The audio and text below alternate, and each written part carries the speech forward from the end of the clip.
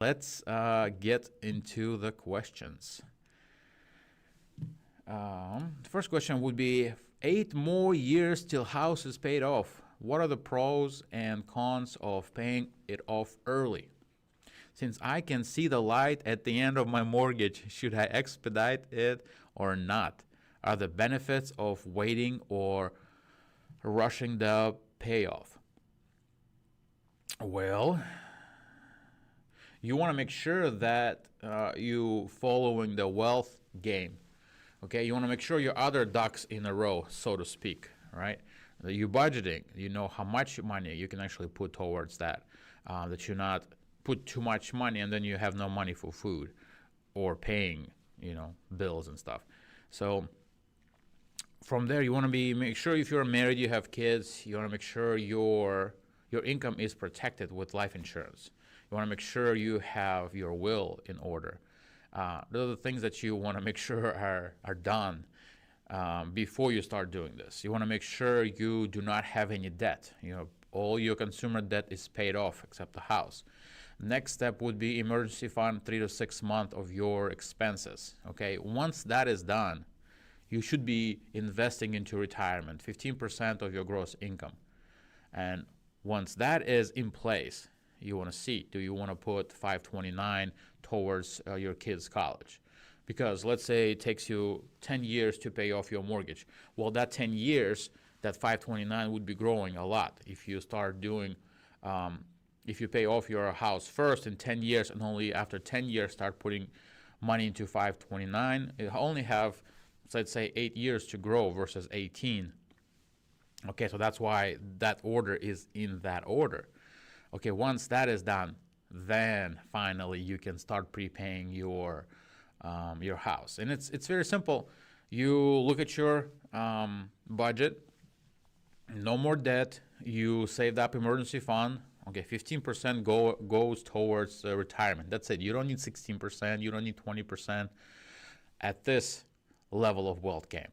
Okay, once that is done, okay, you're looking. Okay, I still have spare $1,000 a month, let's say. Okay, for example. So you can, okay, I have 2 kids. I'm gonna put $250 towards each of theirs, 529. Okay, after that, okay, I still have $500 left. Well, that can go towards mortgage every month, towards principal, not the whole payment, but the principal. That 500 is going to be $6,000 a year, so that's in 10 years, that's $60,000 more plus compounding of that interest that you don't have to pay. So it's going to make a big drastic difference. So this is the order, and that's the order that I recommend and that I use in my family, and I recommend to stick with. All right, next question is, should I pay off my house? I'm trying to decide if I should pay off my house early. I'm 35, $150K a year, owe 80 on my home at 6%. I only have 6%. It doesn't matter. It doesn't matter how much you owe. It's emotional. Okay, I only have, 100K between my retirement accounts. Small money market I recently opened with 5K in it. I'm currently maxing out my Roth IRA with 401K. It's generally steady, but I do contract work. What happened? Okay, YouTube back online.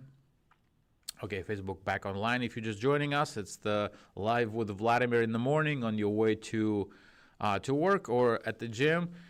Thank you for joining us, and we are looking at this question.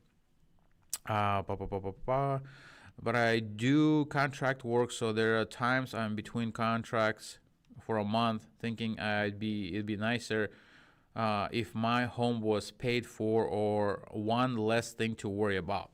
And that is very good. That's a very good thinking. For sure, one less thing to worry about. Okay, so there's a lot of stuff going on here. There's a high yield saving account has $150,000. Payoff for the house is $80,000. So if you do that, you still have 70. It's plenty. I see there's a lot of stuff going on. There is Retirement account, small money market recently opened with $5,000. Okay, but you're trying to do a lot of things at once.